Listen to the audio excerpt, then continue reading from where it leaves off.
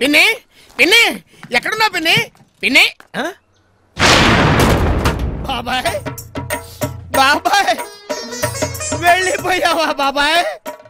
ఎప్పుడో వెళ్ళిపోయి ఫోటో ఎక్కేసావా బాబాయ్? నాకొక్క మాట కూడా చెప్పకుండా ఎలా వెళ్ళిపోయావు బాబాయ్? దగ్గరుండి నువ్వు నాకు పెళ్లి జరిపిస్తావని ఎన్నో కలలు కన్నారు బాబాయ్. ఎవరి కొత్త క్యారెక్టరు? ఇంత దారుణం చేసి వెళ్ళిపోతావు అనుకోలేదు బాబాయ్. నువ్వు లేకపోతే నేను బతకలేను బాబాయ్. బాబాయ్ చిన్నప్పటి నుంచి నన్ను అల్లారు ముద్దుగా పెంచిన బాబాయ్ లేకుండా. ఎవరు బాబు నువ్వు? పిన్ని పిన్ని అయ్యో పిన్ని పిన్ని పిన్ని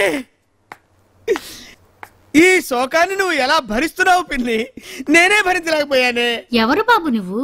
పిన్ని ఆ రోజుల్లో నువ్వు చేతి నిండా గాజులేసుకుని తల్లో ఇన్ని పూలు పెట్టుకుని నుదుటిన సూర్యుడంత బొట్టు పెట్టుకుని నువ్వు దిగొస్తుంటే సాక్షాత్తు కనకదుర్గమ్మ తల్లే దిగొస్తుంది అనుకుని కొబ్బరికాయ కొట్టపోయి బాగుండదేమని అయిపోయేవాళ్ళం.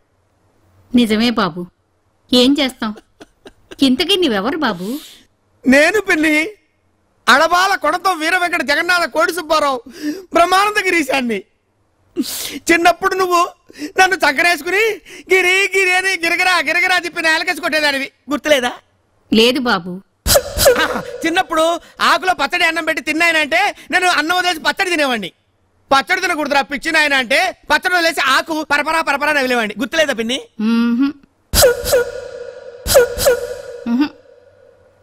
చిన్నప్పుడు నువ్వు నన్ను పిలిచి అరటిపండు చేతిలో పెడితే పండు బయట పడేసి తొక్క నవ్విలేవాడిని, గుర్తుందా పిన్ని? ఇది గుర్తులేదా? ఎన్నని గుర్తు చేసుకోమంటావు పిన్ని? ఓసారి నువ్వు నాకు మామిడి పండిస్తే రసం అంతా పిండి రసం పారబోసి టెక్కిచ్చిక్కేవాడిని, అదేనా గుర్తుందా పిన్ని? ఇదే గుర్తులేదా? బాబాయ్ నువ్వన్నా చెప్పు బాబాయ్ పిన్నికి. ఆయనతో పాటే జ్ఞాపకాలన్నీ పోయాయి. ఎవరమ్మా ఇతను? రాజుగాడు, అప్పిగాడు, సుప్పిగాడు. అవును, రంగడానికి పెద్దవాడు ఒకడు ఉండాలి, వాడేమైపోయాడు? పాపం నాన్నపోయాడని దిగులుతో వాడు పైకి పోయాడా? లేదు బాబు, వాడున్నాడు. వాళ్ళే ఒకటి గురించి ఆడటం తప్పిపోయింది. అసలు ఎవరమ్మా ఇతను? పిన్ని వీళ్ళ పిల్లలు ఎక్కడున్నారు? మనవాళ్ళు మనవరాళ్ళు ఎంతమంది? వాళ్ళకి ఇంకా పెళ్లిళ్లే కాలేదు. వీళ్ళకి ఇంకా పెళ్లిళ్ళే కాలేదా? ఇంకా పెళ్లిళ్ళే కాలేదా అని ఇదే మాటలు మా పెద్ద దగ్గర అన్నాం అనుకో అయిపోతాం. అంతేనా? ఓకే పిన్ని, ఇంతవరకు ఇంట్లో నీ చేతుల మీదుగా ఒక్క శుభకార్యం కూడా జరగలేదన్నమాట.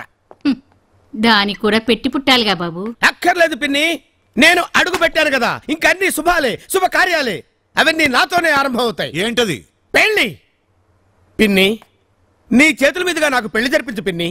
ఏంటి నీకు కూడా పెళ్లి కాలేదా? అన్నయ్య, అడబాల వంశంలో వాళ్ళకి పెళ్లిళ్ళు కాకపోవడం ఏమన్నా శాపమా? అవును, ఈ మహాత్ముడి రాకతో ఆ శాపం తొలగిపోతుంది. పెళ్ళంటే సరిపోదు, పిల్లుండాలిగా గిరీశం. ఉండబోవడం అంటే రెడీగా ఉంది. రెడీగాను రెడీమేడ్ డ్రెస్ లాను ఉంటాం కాదు. అడబాల వంశంలో అమ్మ పెళ్లి జరిపించాలంటే అటు 7 తరాలకి ఇటు 7 తరాలకి మచ్చ ఉండకూడదు. అది మచ్చే కాదు, మరక మట్టి మశానం ఏమీ లేవు.